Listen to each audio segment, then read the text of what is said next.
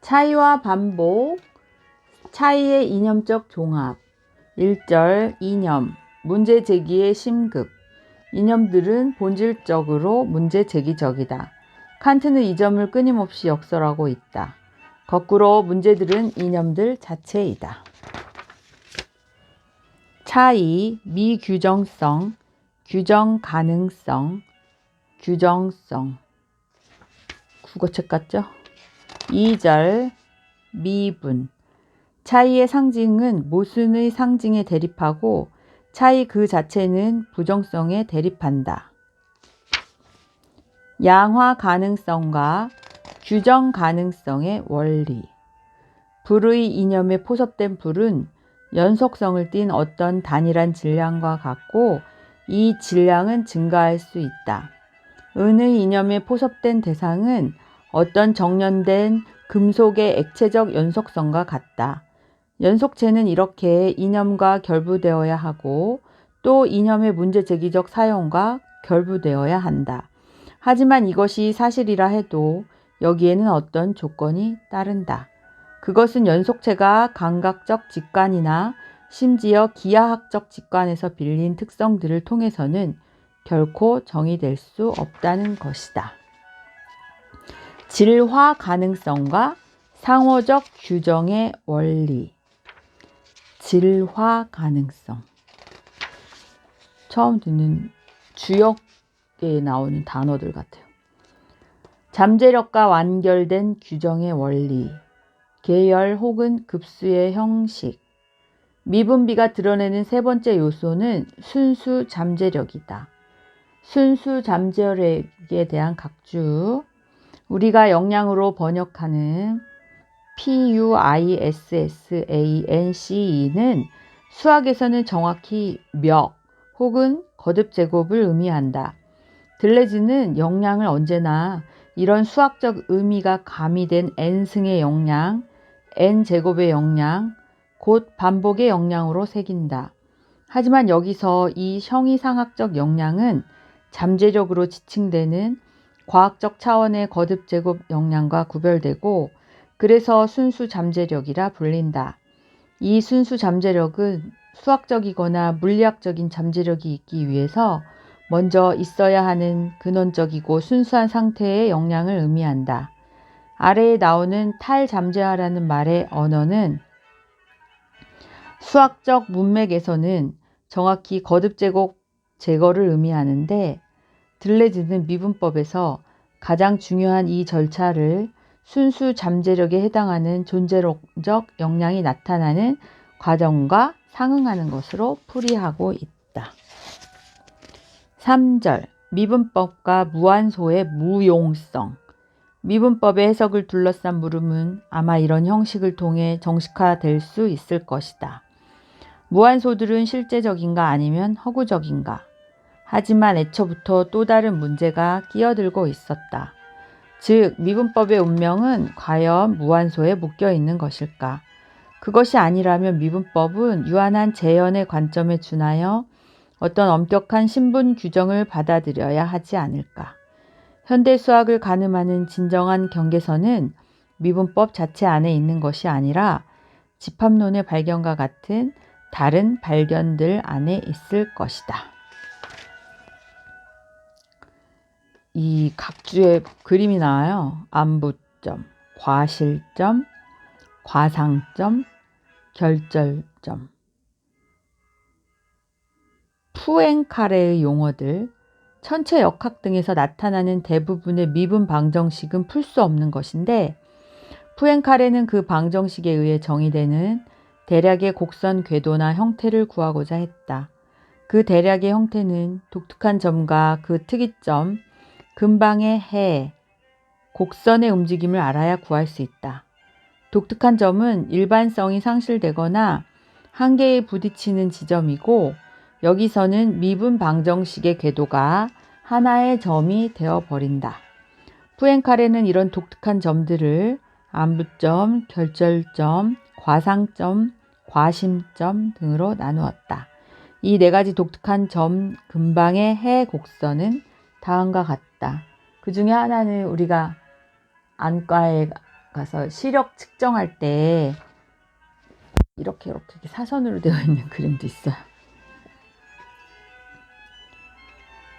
바로 이 점들이 정확히 완결된 규정의 조건들을 제공한 것이다에 대한 각주, 독특한 점들의 실존이나 할당과 이 점들의 종별화 사이에 이런 본성상의 차이가 있다는 사실을 잘 지적한 로트망에 따르면 전자는 문제의 요소에 의존하고 후자는 해의 요소에 의존한다.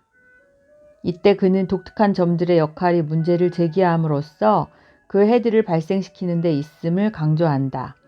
즉 독특한 점들은 1.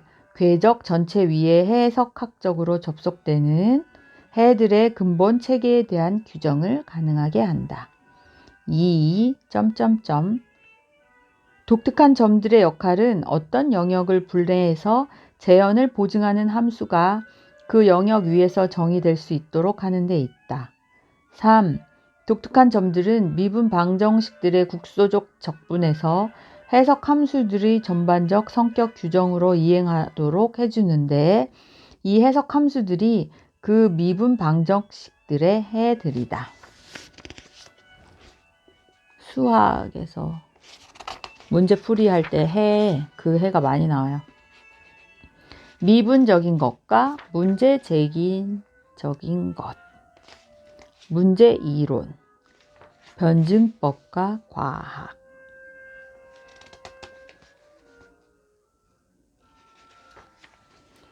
4절 이념과 다양성. N차원 다양체를 말하고 독일 수학자 리만에 의해서 처음 도입된 개념. 리만적 의미의 다양체는 몇 겹으로도 넓어질 수 있는 다차원량이다. 가령 선이 하나의 넓이를 갖는 1차원 다양체라면 면은 2개의 넓이를 지닌 2차원 다양체, 공간은 3차원 다양체이다. 따라서 점, 선, 면이 연속적 관계에 있다면 이 연속체는 차원을 달리하며 변하는 다양체이다. 또 단순한 소리는 색이와 음색으로 나누어 표현하면 2차원 다양체가 되고 색깔도 망막상의 화학적 과정으로 놓고 보면 3차원 다양체가 된다. 다양체들에 대한 각주였습니다.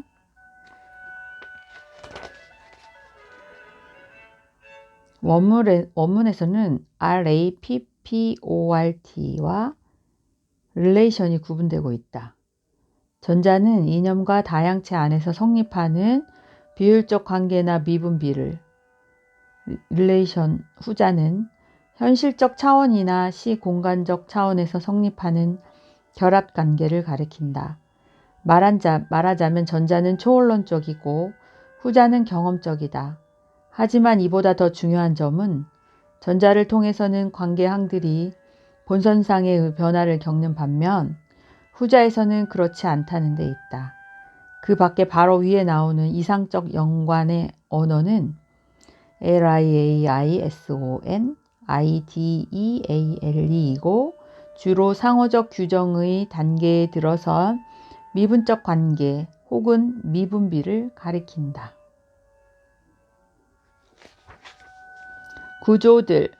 구조들의 기준들, 이념들의 유형들.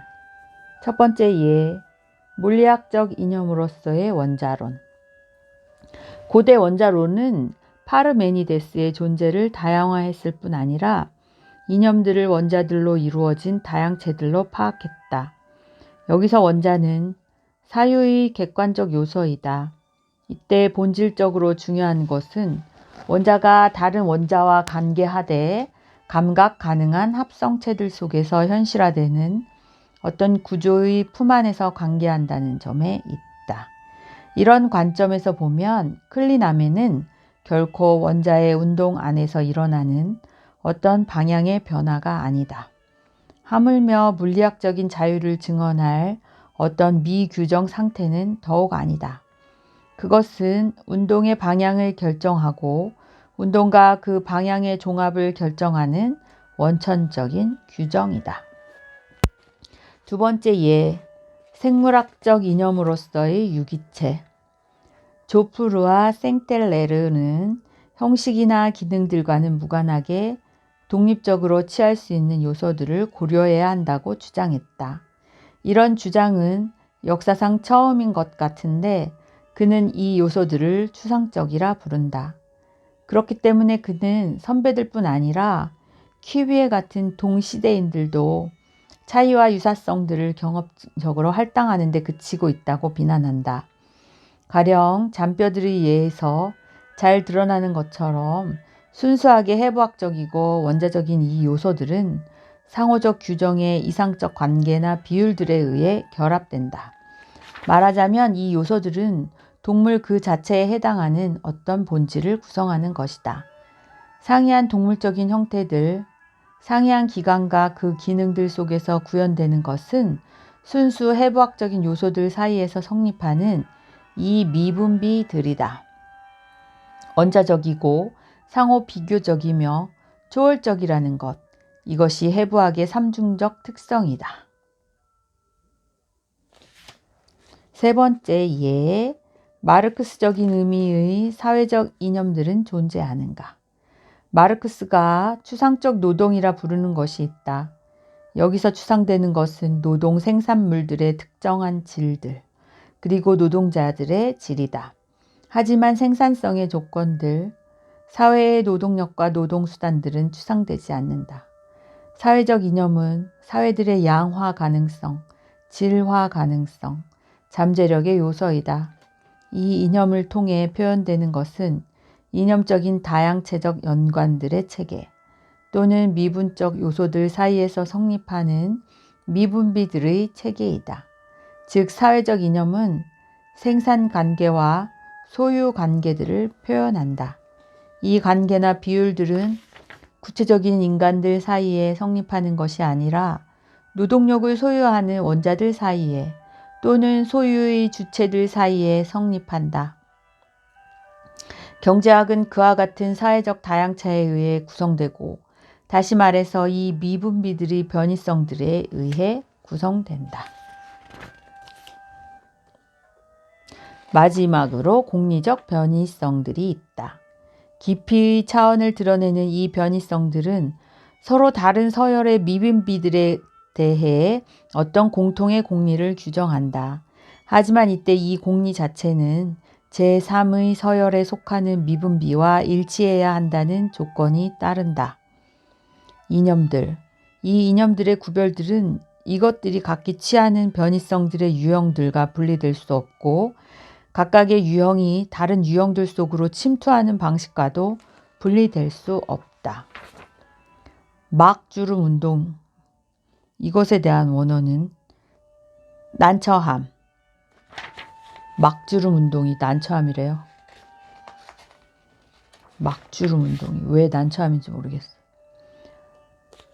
417. 차이의 이념적 종합, 부차 모순의 절차. 독특한 것과 규칙적인 것, 특이한 것과 평범한 것. 부차 모순의 방법은 모순의 방법보다 더 중요하다.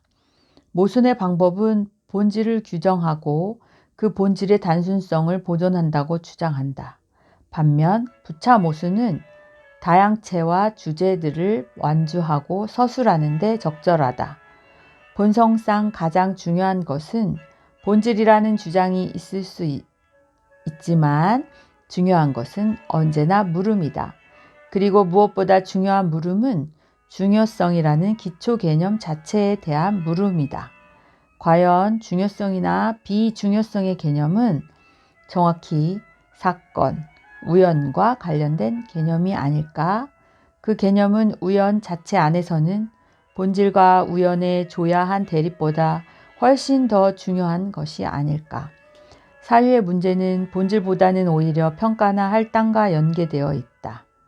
중요성을 지니는 것과 그러지 못한 것의 평가와 연계되어 있고 독특한 것과 규칙적인 것, 특이한 것과 평범한 것의 할당과 연계되어 있는 것이다.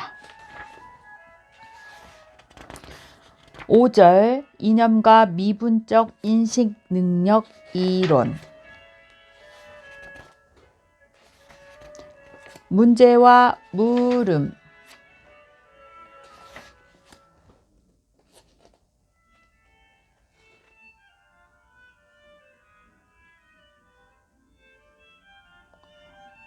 판단을 정립적 판단으로 변형시키고자 하기 때문이다에 대한 각주를 읽어보겠습니다. 플라톤에 대해서는 이성은 가성들을 원리로서가 아니라 문자 그대로 밑에 놓은 것들로서 대하네, 즉 무가설의 것에 이르기까지 모든 것의 원인으로 나아가기 위한 발판이나 출발점들처럼 말일세. 이성 자체가 이를 포착하게 되면 이번에는 이 원리에 의존하고 있는 것들을 고수하면서 이런 식으로 다시 결론 쪽으로 내려가되 프로클로스는 이 텍스트에 심층적인 주석을 붙인다. 그는 이 텍스트를 파르메니데스의 방법의 표현으로 간주하고 또 이 텍스트를 이용해 이미 동시대에 유행하던 형식적이거나 회의주의적인 해석을 비난한다. 즉, 파르메니데스의 가설들 안에 분배된 일자는 변증론자들이 가설들을 차례로 거쳐가면서 도달한 무가설적인 일자, 곧 각각의 가설의 진리를 측정하는 일자와는 같지 않음이 분명하다는 것이다. 마이몬과 피에테의 철학에서 가언적 판단이 정언적 판단으로 변형되는 과정에 대해서는 헤겔과 유비적 형태 변화에 관해서는 정신현상학 중 즉자와 대자의 관계를 다루는 부분, 헤겔의 현상학 자체와 논리학의 관계, 헤겔의 학 개념, 그리고 경험적 명제에서 사변적 명제로 넘어가는 이행 등을 참조. 여기 비판이 서 있는 장소에서 그 비판 자체를 변화시키지도 않으면서 가언적 판단을 정립적 판단으로 변형시키고자 하기 때문이다에 대한 각주였어요. 명법들과 놀이. 심리학의 원리로 유명한 미국 철학자 윌리엄 제임스가 즐겨 사용하던 용어, 원래는 성서 창세기 1장에 나오는 빛이 있어라 라는 문장 가운데 있어라의 라틴어 역어이다. 어떤 결단, PIAT,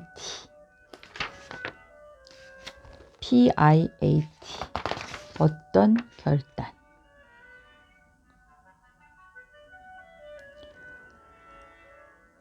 모든 우연들이 매번 새로워질 수 있는 각각의 경우마다 긍정되지만 아마 어떠한 차이성도 결코 존속하지 못할 것이다에 대한 각주. 가령 필리프 솔레르의 소설 드라마를 인용해보자. 이 소설에서는 라이프니츠 공식이 좌우명이 되고 있다. 예를 들어 어떤 사람이 종이 위에 전혀 임의적으로 일정한 양의 점들을 찍었다고 가정한다면 이때 내가 말하고자 하는 것은 여기서 어떤 기하학적인 선을 발견할 수 있다는 것이다. 어떤 특정한 규칙을 따르기 때문에 그 선의 개념이 항상 같고 균일하여 이 선이 모든 점들을 통과. 이 책의 모든 시작 부분은 문제, 결핍이라는 두 가지 표현에 의해 구축된다. 계열들은 화자의 신체, 지각된다기보다는 사유되는 이상적 신체의 독특한 점들과의 관계 안에서 그려진다. 작품이 기원하는 지점으로서의 맹목의 얼룩에 대해서는 소설에 대한 토론에 개입하는 솔레르와 장 피에르 페이의 언급들을 참조하라고 써 있습니다. 어떠한 자의성도 결코 존속하지 못할 것이다. 대한 각주.